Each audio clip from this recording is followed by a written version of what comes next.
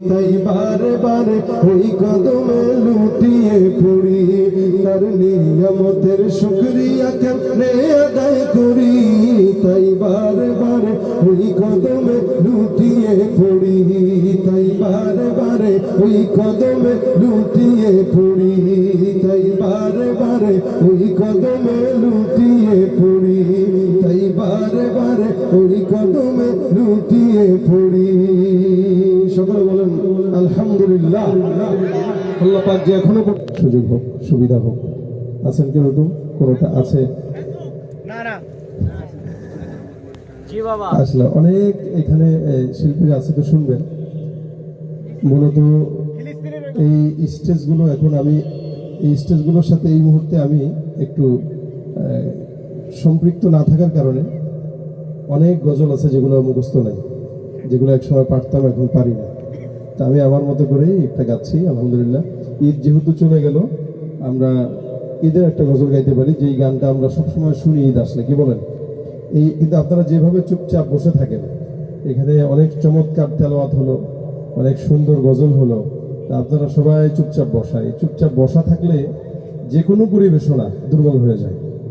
শুধুমাত্র শ্রোতাদের স্বতঃস্ফূর্ততার কারণেই একটি প্রোগ্রাম সুন্দর হয়, শ্রোতাদের কারণেই প্রোগ্রামের প্রাণবন্ততা বাড়ে। আপনারা যেভাবে চুপচাপ থাকবেন, এইভাবে চুপচাপ থাকলে কোনো শিল্পী, কোনো এখানে যারা গাচ্ছে, যারা পারফরমেন্স ভালো করতে পারবে না। এই জন্য আমি আপনাদেরকে বলবো, আপনারা চমৎকার করে আমাদের সাথে আওয়াজ দিয়ে গাবেন। পারবেন ইনশাল্লাহ? শিল্পীদের সাথে আওয়াজ দিয়ে থাকতে পারবেন? সকলে মিলে আওয়াজ দেন নারায়ে তাকবীর, আরো জোরে নারায়ে তাকবীর।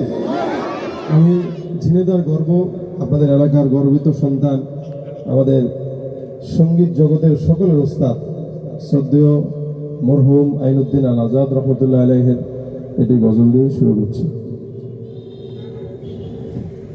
তার নিয়ামতের শুকরিয়া কেমনে আদায় করি, তাই বারে বারে ওই কদমে লুটিয়ে পড়ি, তাই বারে বারে ওই কদমে লুটিয়ে পড়ি। তার নিয়ামতের শুকরিয়া কেমনে আদায় করি, তাই বারে বারে ওই কদমে লুটিয়ে পড়ি, তাই বারে বারে ওই কদমে লুটিয়ে পড়ি। চাই যেদিকে এই দুটি চোখ দেখি মহিমা, তার নিয়ামতের এই জগতে হয় না উপমা। চাই যেদিকে এই দুটি চোখ দেখি মহিমা, তার নিয়ামতের এই জগতে হয় না উপমা।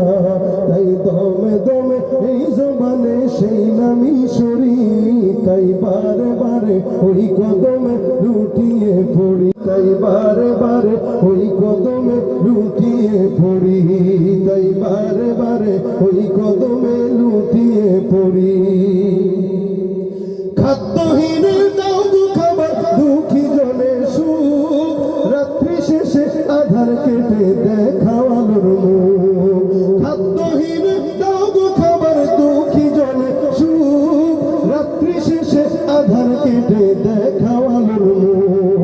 তোমার দয়ায় যায় বয়ে যায় জীবন তরি, তাই বারে বারে ওই কদমে লুটিয়ে পড়ি, তাই বারে বারে ওই কদমে লুটিয়ে পড়ি।